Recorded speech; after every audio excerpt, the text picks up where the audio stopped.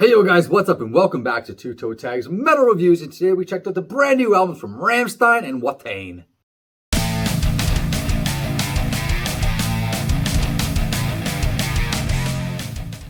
So, RAMMSTEIN and WATAIN. So we've covered RAMMSTEIN on this channel several times, including album reviews and lots of reaction videos.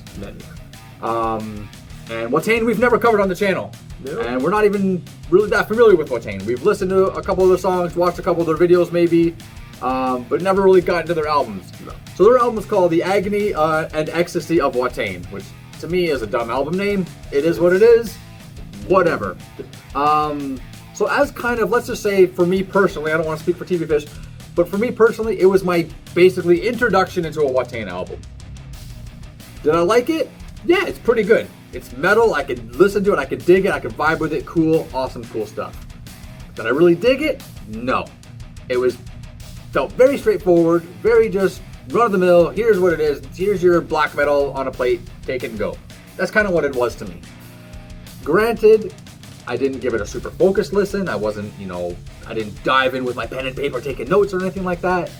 But I think for like background music, if I had it on, I would be like, yeah, that's okay. That's just cool.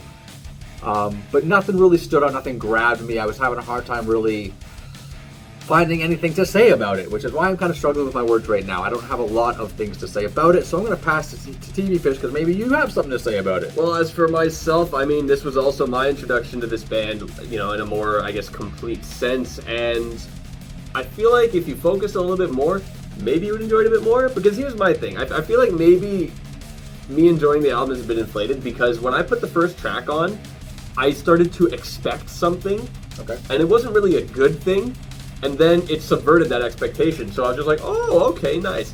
Now, when the first track came on, it kind of sounded like a cross between Anal Nathrock and Cradle of Filth. Interesting combination, because it sounded like a wall of noise, but with, vocals resembling Danny Filth, kind of. That's how I felt.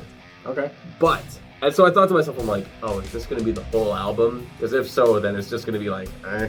Nah. And then the album wasn't that. As it went on, there were more different sounding songs, cool riffs at some point, cool vocal effects at some point. Cool riffs at some point. Well, at some points had cool riffs, some points were just general black metal, right? True, yeah. Tremolo and a blast beat, and there you go. Yeah.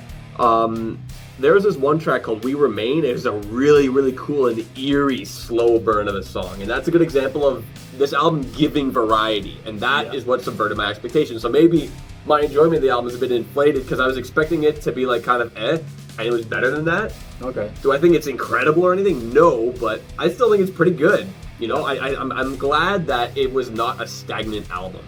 It's probably worth it for me to go back and listen to it again when I can actually put a little bit more focus into it. Yeah. Basically give it a better chance. Mm-hmm. It's not that I didn't like it, it's just that it didn't do anything for me. It was just whatever. It was just there, it is, whatever. It was there. So, Zeit by RAMMSTEIN. We reacted to a few songs from this album, and it gave us some mixed feelings on, I don't know about you, but it gave me some mixed feelings on what to expect from this album, because the first one they released was the title track, which was, for lack of a better term, a ballad, really. Yep. So, softer song. I'll call it a ballad. And then they released Zigzag, which is more average RAMMSTEIN, just this kind of hard riff going on. Average new RAMMSTEIN. Average new RAMMSTEIN, because it's a bit more on the latter era, yeah. Yeah. It's more poppy, too. It's more radio friendly. Mm-hmm.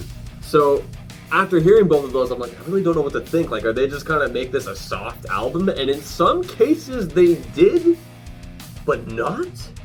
I feel like there are some albums that kind of have a roller coaster of a pacing. And usually they kind of start up at the top of the hill, go down, and then back up. This album actually starts from the bottom. You get in the roller coaster, and then it goes up, down, and then it just starts kind of going all over the place. The first few tracks are the solemn, somber, kind of sad tracks, so it kind of gives you, okay, is this the direction the album's going? And that's for 3 tracks. Then the next 3 tracks is when it starts to pick up, Giftig and Zigzag, and then Okay, and a few songs after that, it's got more energy to it, and then it just kind of goes back and forth between sad, soft songs and songs with more energy to them. So I was confused at the pace of this album, but I was finding some of these riffs were infecting my ears. Specifically Zigzag. Zigzag was a song where we first heard it, I'm like, okay, there might be a good section here or there. It was kind of hard to tell because the video was just that crazy. It was kind of distracted us from the song. But listening to it, like, the first time, I'm like, okay, yeah, it's good. Maybe it could grow, maybe not. Like, I don't know. And then the more I was listening to it, I'm like, oh, this is a good riff. It's taken over my ears. So I feel like it's one of those albums. But that's the thing. That's what RAMMSTEIN does. They are just a riff factory. Yeah. There's one, Dickie Titten. I don't know. It has a disgusting riff. Love the riff. I'm not sure if I'm, like, a huge fan of the chorus, though. And because it's a little bit too overly melodic for this, like, really strong, nasty riff. Also, Lugan, I don't know if you noticed, but it has auto-tune. Yep. And that just, like, blindsided me. I'm like, what the fuck? It wasn't bad auto-tune. Like, it wasn't, like, obviously he's trying to correct his voice kind of auto-tune. It was a paintbrush kind of auto-tune. So let's talk about Lugan for a minute and that auto-tune. My opinion, this is my opinion, is that this is a perfect example of what auto-tune is meant to be for. I mean, it's meant to tune your audio, but this is how it's supposed to be used tastefully. If you're gonna use it to like put in your song as an effect, this is how you do it. Mm-hmm. Other songs overdo it. They crank it up to like 15 and they have it like totally watered down or washed out or whatever you want to say, and it just is overdone and it sounds ridiculous. This doesn't sound ridiculous. This actually makes it sound good. It adds new character, new dynamic to the song without overdoing it, which I think was awesome. Yeah. The fact that it's the only song in the album that has that shows that it was a creative decision and not something that they were like trying like to force. It was like, no, let's do it on this track. I think like it's in a similar realm as the way Travis Scott likes to use auto-tune, because he uses it as such a nice paintbrush on his voice, and I think it's really clever. Doesn't really use it to auto-correct or just crank it overly much. The last verse, though, of Lugan sounded really funny with the auto-tune in it, because at that point he's screaming, so it's just like, what the fuck is going on? I thought it was cool, yeah. This is pretty funny. But, yeah, it's just that kind of, like, middle chunk is like, oh yeah, this is, like, the best of RAMMSTEIN kind of stuff, like, with these riffs that they have. The beginning's not bad, though. I like some of the energy in it, but I feel like it's weird starting off with the soft stuff and then ramping up. I feel like not many bands really do that. Yeah, so that was one of my problems with this album, too. Not that I'm like, this is not a review, this is a first impression. Yeah. But the pacing of this album and the flow of this album was problematic for me.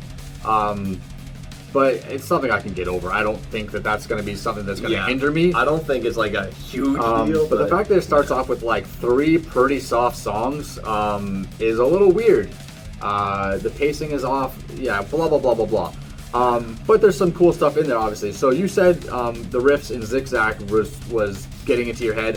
I felt the same way about Angst, which is song number 8. This is the top song for me at this point. It's just really heavy, that crunchy RAMMSTEIN riffing style. Another one is the Dickie Titten or Dick Titten, whatever, titty fucking. I don't know.